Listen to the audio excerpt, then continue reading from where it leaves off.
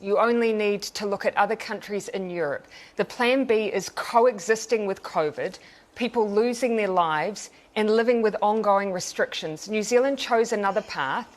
We do not need to consider the idea of coexisting with the virus because all of the evidence is pointing to a vaccine. Well, we don't even need to do this. We could be doing what Taiwan did. We should be asking how Taiwan managed only 400 cases and 6 deaths. You say evidence is more important than playing politics, and you've said we have to do what's right from a health perspective. Set aside politics. How do you keep the politics out of your public health management? How many people, frontline border workers, have refused to be tested? Mandatory testing has been put in place using the powers under the COVID-19 Response Act, vigorously opposed by the National Party. There are two things that are very important. One thing is this professionalism. You have to trust the professionals. We need to resume international travel as soon as possible. And the second thing is political neutrality. The government actually panicked around COVID-19. The virus is here to stay and we must learn to live with it. So there's an opposition party basically, they say, well, this... Officials have poured major resource into investigating the MP's claim that a homeless man spent 2 weeks in an Auckland isolation hotel.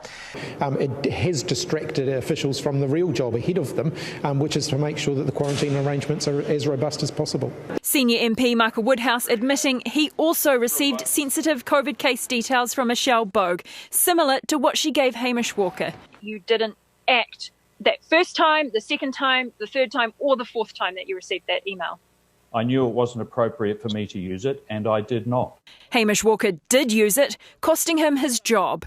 As for Bogue, she's now apologised and resigned as a National Party member. National MP Christopher Bishop advocated for the early release of 2 women who had brought COVID-19 back into the country, has raised more questions than answers. Were the 2 women who tested positive for COVID-19 this week released from quarantine following personal representations advocating their early release from quarantine by National MP Chris Bishop?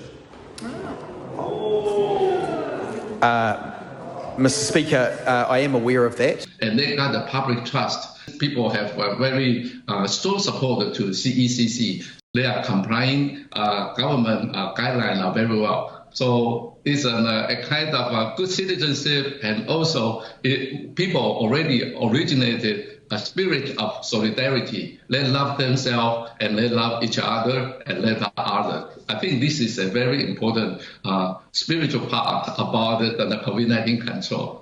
Jamie Lee Ross is refusing to take down a controversial political ad despite concerns it's deliberately misleading. That is completely false. There was no mention of mandatory vaccinations or any sort of enforced vaccination program. So there's a political involvement, a debate, basically subside. I don't think it's a resourcing issue. I'd have to just reject that assertion, and part of my role as public service servant, and I've been one for many years, is to ensure that there is good information. Simon Bridges, when it first came out in lockdown, had to rein himself in terms of his tone and adopt a more conciliatory approach. But Deputy Jerry Brownlee this week was sort of insinuating things with his comments. Jerry was simply reflecting what he had been hearing and the level of anxiety in the community. But there seems to be a whole wave of conspiracy theories online. There's an anti-lockdown protest this weekend in Auckland. Do you or Jerry Brownlee take any responsibility for sort of giving cues to this or fueling it by asking those sort of insinuating questions? So I think this is very important to have our professionalism and political neutrality. We were all extremely conscious of and motivated by the situation Melbourne and Victoria now find themselves in. I just think it was interesting. So what are you saying there then? Can you just tell what are you saying there? I'm just outlining facts. But what do you mean by that? I mean, are you saying it's not a coincidence that they knew? Well, why don't you ask some questions, I think.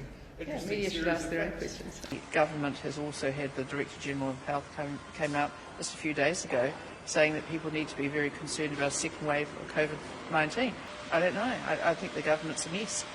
Otherwise, in this democratic country, it will be very difficult to contain COVID-19 if we don't work together, hand in hand, shoulder to shoulder, heart to heart. Then the COVID-19 can get in very easily when there's any kind of so-called political conflict.